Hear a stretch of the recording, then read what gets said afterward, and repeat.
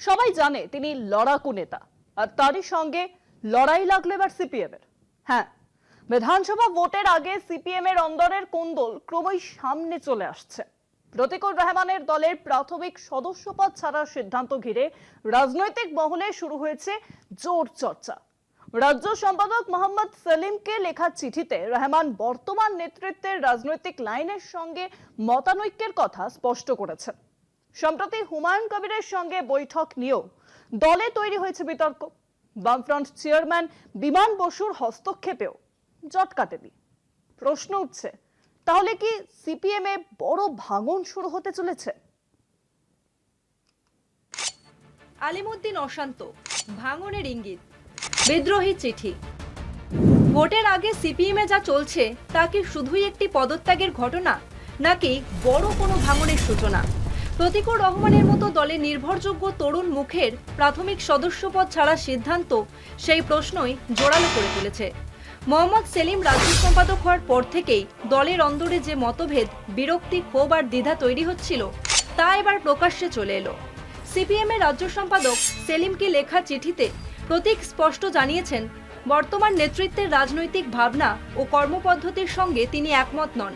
সেই কারণেই পার্টির জেলা ও রাজ্য কমিটির দায়িত্ব ও পার্টির প্রাথমিক সদস্য পদ থেকে ইস্তফা দেওয়ার কথা জানিয়েছেন। অর্থাৎ সমস্যা ব্যক্তিগত নয়, সংকট রয়েছে রাজনৈতিক লাইনের। প্রতিকুর রহমানের প্রাথমিক সদস্যপদ ত্যাগ সেই সংকটের লক্ষণ মাত্র। এটি কেবল ব্যক্তিগত অসন্তোষ নয়, বরং নেতৃত্বের দিশাহীনতার বিরুদ্ধে নীরব প্রতিবাদ। প্রতিকুর রহমান সিপিএম এর লড়াকু মুখ বলেই পরিচিত। 2021 সালে বিধানসভা নির্বাচনে প্রার্থী হয়েছিলেন। পরে 2024 সালের লোকসভা নির্বাচনেও ডায়মন্ড হারবার কেন্দ্রে লড়াই করেছিলেন। নির্বাচনের লড়াকু মনোভাবের জন্য নজরও কেড়েছিলেন। দলের ভিতরে যা জানানো জানিয়েছি, দলকে দেওয়া চিঠি বাইরে কি করে এলো, প্রশ্ন তুলেছেন প্রতিকুর রহমান। আমি সিপিএম রাজ্য কমিটির পদত্যাগ করেছি, কে বললো আপনাকে? আমি কি ফেসবুকে পোস্ট করেছি? আমি আমার সোশ্যাল মিডিয়াতেও বলিনি, কোনো মিডিয়াকেও বলিনি। আর যদিও বা করে থাকি, সেটা আমাদের পার্টির আভ্যন্তরীণ বিষয়। আমি পার্টির অভ্যন্তরে যা বলার বলেছি। আমি এই বিষয়ে প্রকাশ্য বা সোশ্যাল মিডিয়া বা মিডিয়াতে কিছু বলবো না। আমি যদি আমি তো দল ছেড়েছি, এটাই আমি স্বীকার করছি না। আভ্যন্তরীণ ব্যাপার এবং সাংগঠনিক ব্যাপার। সাংগঠনিক ব্যাপার সোশ্যাল মিডিয়ায় হয় না, সংগঠনের কমিটি মিটিং হয়। আমাদের পরশুদিন, তারপরের দিন রাজ্য কমিটির বৈঠক আছে, সেখানে আলোচনা হবে। সেলিমের আমলে একদিকে বিজেপি ও তৃণমূলের বিরুদ্ধে তীব্র অবস্থানের কথা বলা হচ্ছে, অন্যদিকে বাস্তব রাজনীতিতে ভিন্ন বার্তা যাচ্ছে। এই দ্বৈত অবস্থান কর্মীদের মধ্যে প্রশ্ন তুলছে। বিশেষ করে সেলিম ও হুমায়ুন কবিরের বৈঠক ঘিরে তৈরি হওয়া জল্পনা দলের ভিতরে অস্বস্তি বাড়িয়েছে।